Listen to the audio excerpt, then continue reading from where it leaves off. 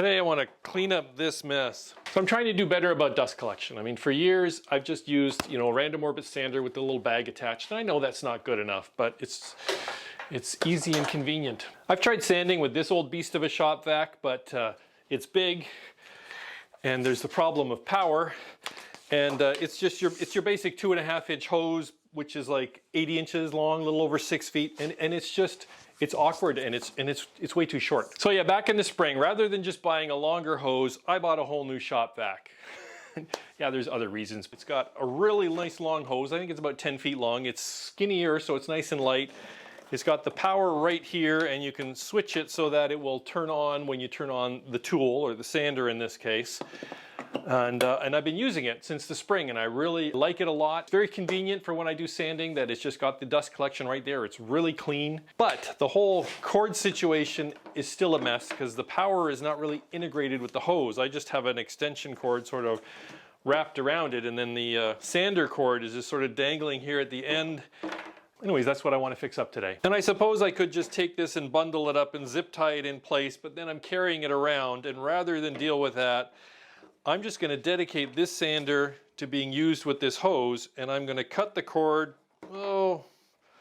somewhere I'm going to cut it right about here and put a shorter plug on it. That way I still can take this out and use it as a shop vac if I want to take the sander off. I do still have another random orbit sander, which I'm going to keep the long cord on. And later on I'm just going to cut this extension cord short, and I'm going to just match it to the exact length of the hose and zip tie that in place too. And then we should have something nice and light and convenient and easy to use. See, my perspective is that dust collection needs to be easy and automatic. It needs to not get in your way and not inconvenience you too much, or you're not going to use it. Last chance. This is the end of the shop vac hose. I think I'm going to want to be able to hold it without the cord getting in the way, so I think I'm going to want to have the end fastened, say, somewhere like that. So when it's connected, it's like that. So I want my cord to go up to, I picked up a new plug, so I want my plug to be right about there.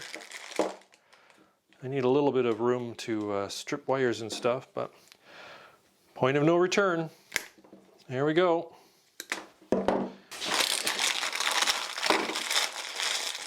I'm just realizing that the original cord is only a 2-prong, and I went and bought a 3-prong. I probably could have saved a few pennies by buying a 2-prong, but oh well, this is more versatile in case I ever do something else with it. So if I hold this up, this is going to go in here, so the wires, you have to be pretty careful with how much I trim back this insulation because you don't want anything sticking out. So I think I'm going to first start with maybe just taking 1 inch or so off.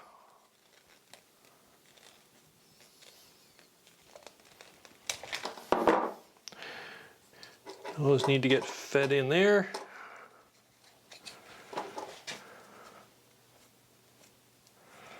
Here in North America, the black is hot, the white is neutral.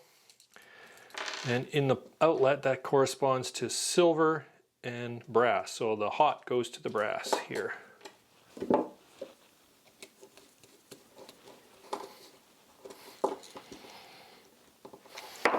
And yeah, there is no ground here. So how does that go back in? Oh yeah, there's a little notch so it lines up. This will give us our strain relief. Want that nice and snug so nothing comes out. Plug it in and test it. Yeah. And yeah, it does help that this sander is at least 10 years old. I think if I'd had a brand new sander, I'd have a little harder time cutting the cord on it, but the tool's got to work for you. And maybe I'm going a bit overboard here, but I'm going to make the extension cord a custom length to go with the hose too.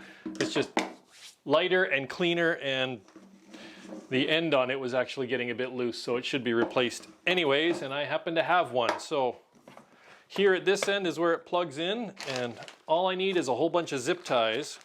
Start with 2 at this end.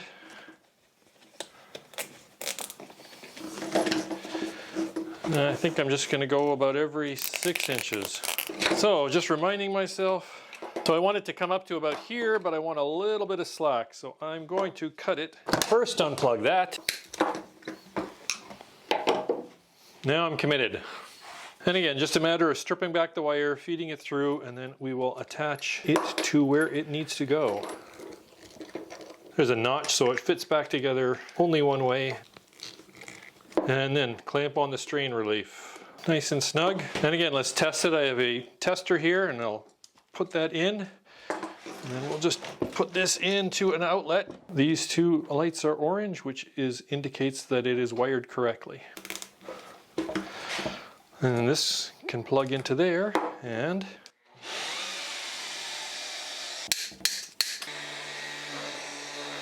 that's about all I wanted. No more cords dangling around, everything's nice and clean, and it just makes it that much easier to use it when sanding. If it makes them work better, don't be afraid to modify your tools. See you next time.